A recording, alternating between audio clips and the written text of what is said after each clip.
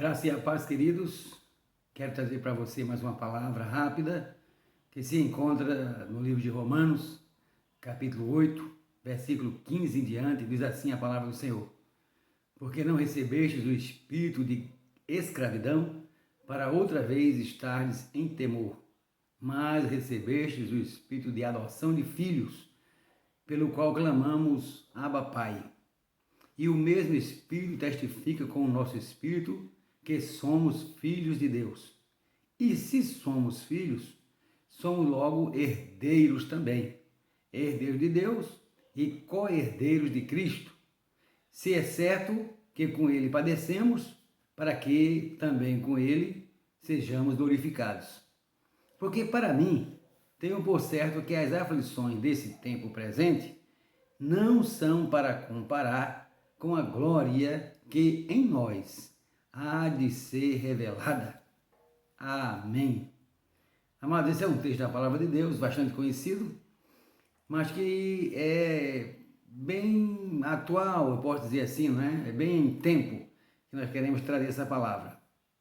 Até porque quando diz aqui o texto, porque tenho para mim, por certo, que as aflições desse tempo presente não são para comparar com a glória que nos há de ser revelada, não referia-se o apóstolo a um tempo presente no sentido de que ele estivesse preso ou perseguido, no sentido do tempo presente, daquela semana que ele estava passando, daquele mês, daquele ano, mas do tempo, nem da vida dele toda, mas referia-se ao tempo presente no sentido desta dinâmica que hoje nós estamos como igreja, nós estamos como povo de Deus, aqui nessa terra, o chamado tempo presente, a graça que nós vivemos.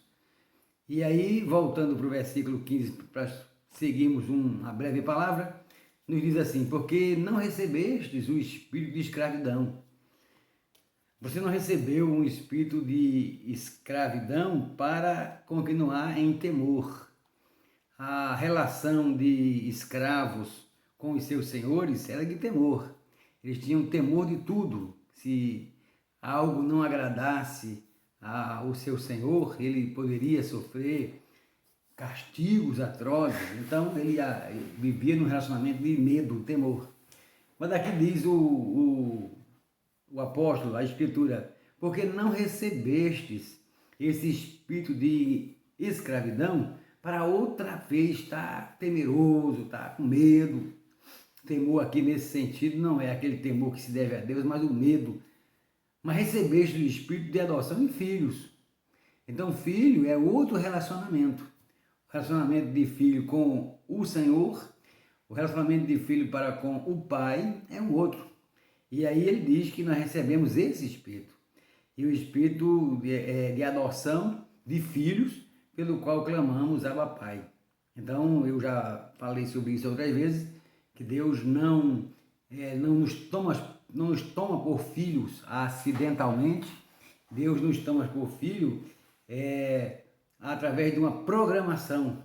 Ele se organizou, podemos dizer assim, para termos como filhos, porque o texto diz que ele nos deu um espírito de adoção, e não se adota uma pessoa acidentalmente, não se adota sem querer, é preciso querer, é preciso se preparar, se organizar, né, até chegar a isso. E Deus, sem dúvida, fez uma preparação muito grande, você sabe disso, desde a criação do homem, que ele vem preparando, né, esse processo de adoção. E aí, com a morte de Cristo na cruz do Calvário e a fé que depositamos nesse sacrifício, se autentica, né, assina-se a procuração, a documentação necessária para sermos filhos. E aí o apóstolo fala assim: e se somos filhos, homologados já, não é? Como adotados por Deus, homologados na cruz do Calvário, na fé, na ação do Espírito, ele fala assim: o mesmo Espírito testifica com o nosso Espírito que somos filhos de Deus. O mesmo Espírito. E se somos filhos, logo somos herdeiros.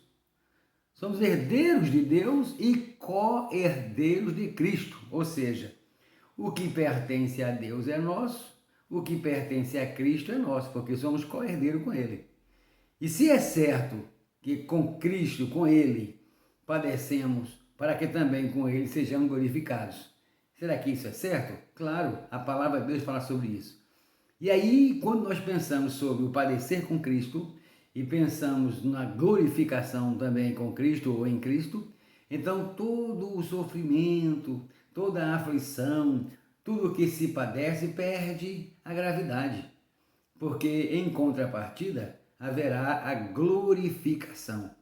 E aí chega o 18 dizendo assim, porque eu tenho para mim, tenho por certo, dizia o apóstolo, porque para mim eu tenho por certo que as aflições desse tempo presente, não apenas do tempo de pandemia, não apenas desse tempo de quarentena, mas as aflições do tempo presente, por todas as coisas que podem nos trazer aflições durante todo o processo de nossas vidas, ele fala, tenho por certo que essas aflições desse tempo presente, nem dá para comparar. Nem tem comparação. A gravidade, a intensidade, o efeito da aflição é tão ínfimo em relação à glória que em nós é de ser revelada, que não dá nem para comparar. Ele fala assim, não é nem para comparar, não se compara, é tão diferente em termos de grandeza, em termos de preciosidade, que nem se compara. Se compara com o quê? Com a glória que em nós há de ser revelada. Eu queria só fechar nosso assunto rapidinho aqui. A glória que em nós, não é a glória que para nós há de ser revelada. Não é a glória que por nós há de ser revelada. Porque o processo aqui é em nós. A glória que em nós há de ser revelada. O Senhor não revelará uma glória apenas para você. Ele não vai revelar uma glória por sua causa ou através de você. Ele vai revelar esta glória em você. Você vai ser participante do processo, você já é participante do processo, mas a revelação da glória vai ser você participando disso e sendo isso. Você participará, porque está aqui o texto. A glória que há de ser revelada em nós. Então, querido, firme, forte nessa fé, confiança em Deus, tudo vai passar, sem dúvida nenhuma sairemos mais fortes de tudo isso. E se tudo isso não passar, Jesus não falhará. Ele voltará e revelará a sua glória em nós. Que Deus te abençoe em nome de Jesus, mais esta vez.